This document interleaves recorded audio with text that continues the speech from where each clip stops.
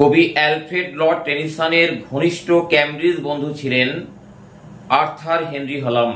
তার এই ঘনিষ্ঠ বন্ধু 1833 খ্রিস্টাব্দে মারা যান। কবির জীবনে এই বন্ধুর একটা অপরিসীম প্রভাব ছিল। তার বন্ধুর মৃত্যুর পরপরই কবি তার বিখ্যাত কবিতা ইউলিসিস কবিতাটি লিখলেন। ইউলিসিস কবিতায় ইউলিসিস চরিত্রটিও কবির বন্ধুর চরিত্র দ্বারা ব্যাপকভাবে প্রভাবিত হয়েছিল। কিন্তু তা সত্ত্বেও এই কবিতা সম্পর্কিত কিছু গুরুত্বপূর্ণ তথ্য আজকে আমাদের জেনে নিতে হবে।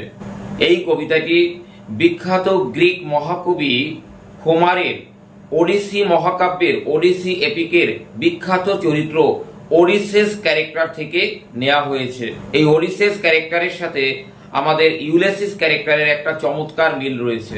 অন্যদিকে একটা মজার ব্যাপার হলো, কবি অ্যালফ্রেড লর্ড টেনিসন তিনি নিজেই বলে গেছেন তিনি তার বিখ্যাত ইউলিসিস কবিতাটি হোমারের কবিতা নয়, বরঞ্চ কবি দান্তের ইনফার্নো কাব্য থেকে অনুপ্রাণিত হয়ে লিখেছিলেন।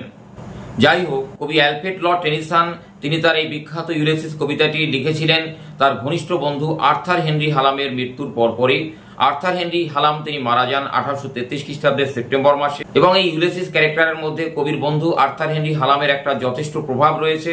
এবং কবি অ্যালফ্রেড লর্ড টেনিসন এই কবিতাটি প্রকাশ করেন 1842 খ্রিস্টাব্দে।